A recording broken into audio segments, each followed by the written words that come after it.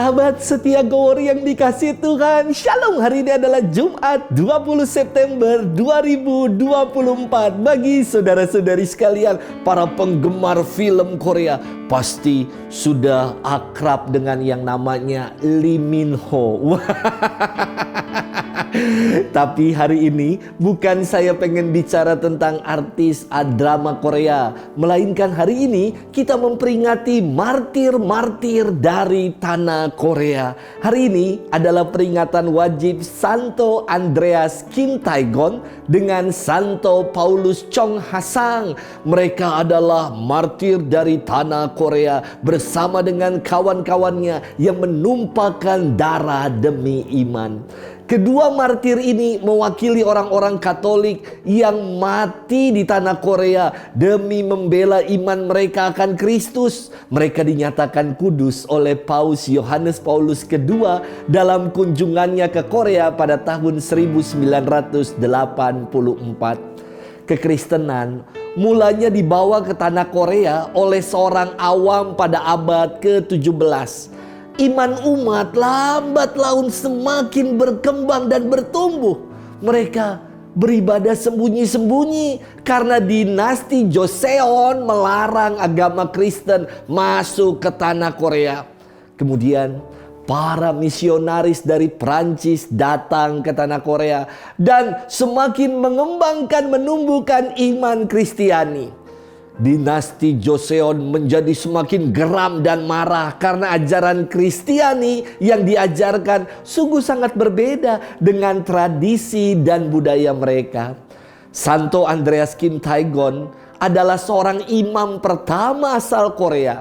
Sementara Santo Paulus Chong Ha-sang adalah seorang katekis rasul awam yang juga ditangkap dan dipersekusi secara sadis. Mereka akhirnya dibunuh sebagai martir di tanah Korea.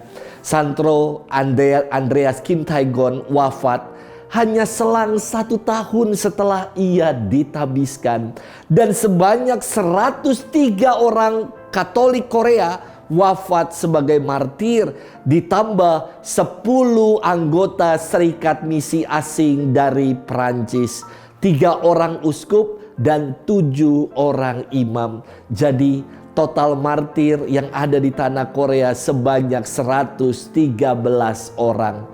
Iman yang dibangun di atas dasar darah para martir ini menjadikan gereja di tanah Korea terus bertumbuh dan berkembang hingga kini.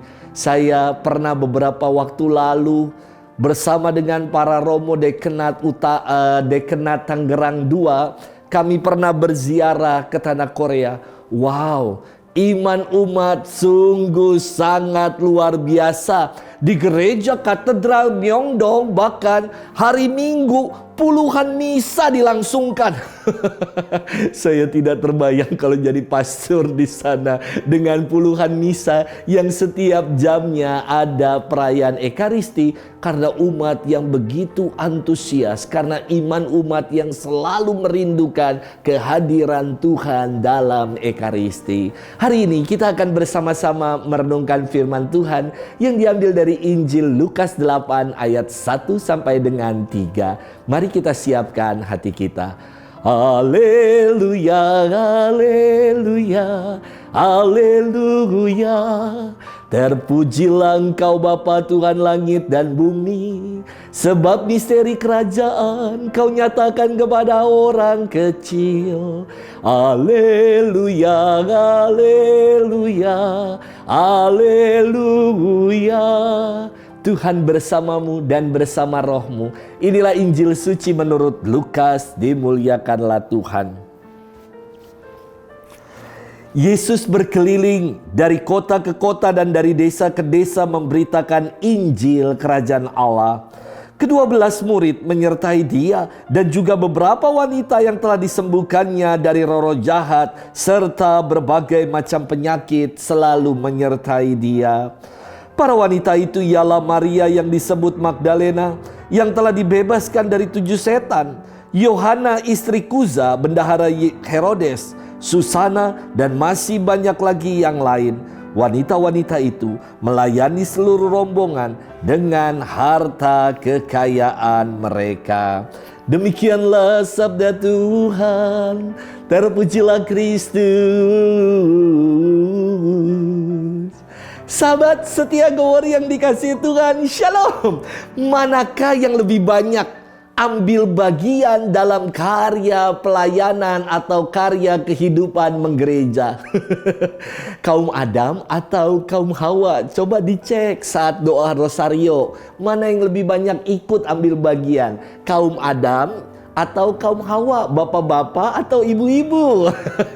Coba dicek saat ikut BKSN ya. Hari-hari ini kita sedang melangsungkan BKSN. Coba dicek lebih banyak bapak-bapaknya atau ibu-ibunya. Saat misa di lingkungan, saat acara-acara komunitas gereja seperti Legio Maria, ikut kur dan lain-lain sebagainya. Saya kira menurut survei sejauh mata memandang, ternyata yang banyak terlibat dan ambil bagian dalam dinamika karya pelayanan gereja adalah kaum Hawa, adalah para ibu, adalah para perempuan. Bahkan ada paguyupan yang namanya WKRI, Wanita Katolik Republik Indonesia, yang khusus untuk karya pelayanan bagi kaum Hawa. Dan karya pelayanannya sungguh sangat luar biasa, yakni memberikan kesaksian hidup menggereja di luar gereja bagi masyarakat. Wah, istimewa. Saya belum pernah mendengar ada komunitas Bapak-Bapak Katolik Republik Indonesia, BKRI. Kayaknya belum ada ya, belum terbentuk. Mungkin nanti saya bisa jadi pelindungnya. Sahabat setia Gower yang dikasihi Tuhan, firman hari ini sungguh sangat istimewa. Yesus tidak membatasi akses bagi kaum perempuan untuk ambil bagian dalam karya pelayanan. Bahwa karya pelayanan itu bukan privilege dan eksklusif, bukan monopoli bagi kaum Adam. Namun dengan satu dan lain cara kaum perempuan dapat ambil bagian dalam karya pelayanan. Dalam firman Tuhan dikatakan bahwa Yesus berkeliling dari kota ke kota, dari desa ke desa untuk memberitakan Injil Kerajaan Allah.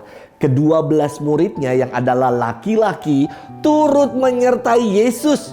Namun jangan dilupakan, ada juga beberapa wanita yang telah disembuhkan dari roh-roh jahat, dari berbagai penyakit lainnya, juga mengikuti Yesus.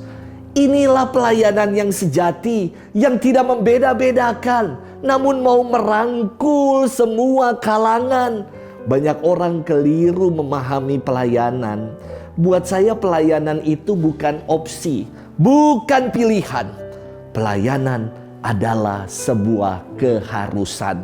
Yesus mengatakan, jika aku yang adalah guru dan Tuhan membasuh dan melayani kalian, hendaklah kalian saling membasuh dan melayani satu sama lain.